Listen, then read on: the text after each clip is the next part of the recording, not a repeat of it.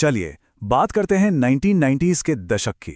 ये वो दौर था जब भारत में कई औरतें एक नई आज़ाद जिंदगी का सपना देख रही थीं। लेकिन क्या हो अगर यही सपना एक भयानक सच में बदल जाए।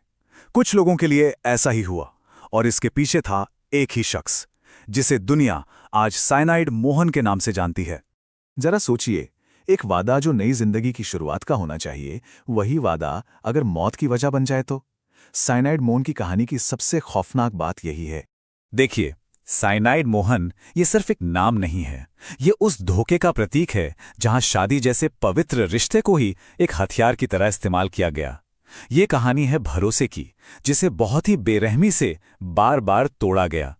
तो आखिर था कौन ये साइनाइड वाला कातिल, और कैसे उसका नाम इतना बड़ा खौफ बन गया? आइए उसके काम करने के तरीके को थोड़ा और गहराई से समझते हैं। अब देखिए, इस अपराधी का जो तरीका था ना, वही उसे बाकियों से बिल्कुल अलग और कहीं ज्यादा खतरनाक बनाता था। वो कोई जोर जबरदस्ती नहीं करता था।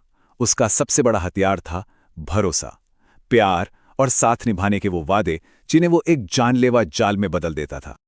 और उसका सबसे खतरनाक हथियार शादी का झूठा वादा। ये सिर्फ एक झूठ नहीं था, बल्कि एक बहुत ही सोची समझी साजिश थी, जिसका हर एक कदम शिकार को सीधे मौत की तरफ ले जाता था। उसका जो पूरा प्लान था वो हमेशा 3 हिस्सों में बटा होता था। पहला कदम, झूठे प्यार का जाल बिछाना, जहां वो अपनी बातों से किसी का भी दिल जीत लेता। दूसरा कदम, लालच देना, एक नई जिंदगी का सपना दिखाकर घर के सारे गहने लेकर भाग जाने के लिए मनाना। और फिर तीसरा और आखिरी कदम, वो मुलाकात जो उनकी जिंदगी की आखिरी मुलाकात बन जाती थी। और भरोसा जीतने के लिए वो अक्सर इन शब्दों का इस्तेमाल करता था। तुम मेरी हो, मैं तुम्हारा हूं। ये सिर्फ शब्द नहीं थे, ये एक चाबी थी, एक ऐसी चाबी जिससे वो उनके सपनों और उनके भविष्य पर पूरी तरह से कब्जा कर लेता था।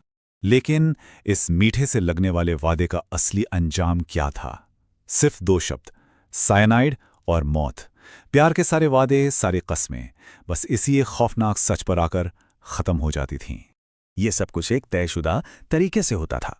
पहले एक साथ नई जिंदगी जीने का लालच, फिर घर से सारे कीमती गहने लेकर आने के लिए मनाना, और आखिर में धोखे का सबसे घिनौना कदम, एक गोली, जिसे वो गर्भ निरोधक बताता था, पर असल में वो मौत की गोली होती थी, जिसमें मिला होता था जानलेवा साइनाइड।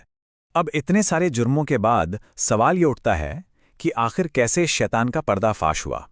उसे पकड़ना कानून के लिए एक बहुत बड़ी चुनौती थी, एक ऐसी चुनौती जिसमें कई साल लग गए। पुलिस को इस चालाक कातिल तक पहुंचने में सालों लग गए। वजह, वो एक भूत की तरह काम करता था।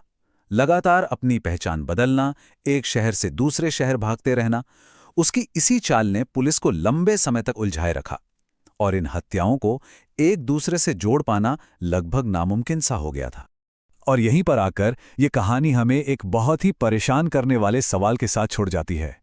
आखिर कैसे एक अकेला आदमी इतने लंबे समय तक कानून को चकमा देता रहा और भरोसे का कत्ल करता रहा? ये सवाल सिर्फ पुलिस की चुनौतियों पर नहीं, बल्कि इंसान के भरोसे के उस स्याह पहलू पर भी उंगली उठाता है।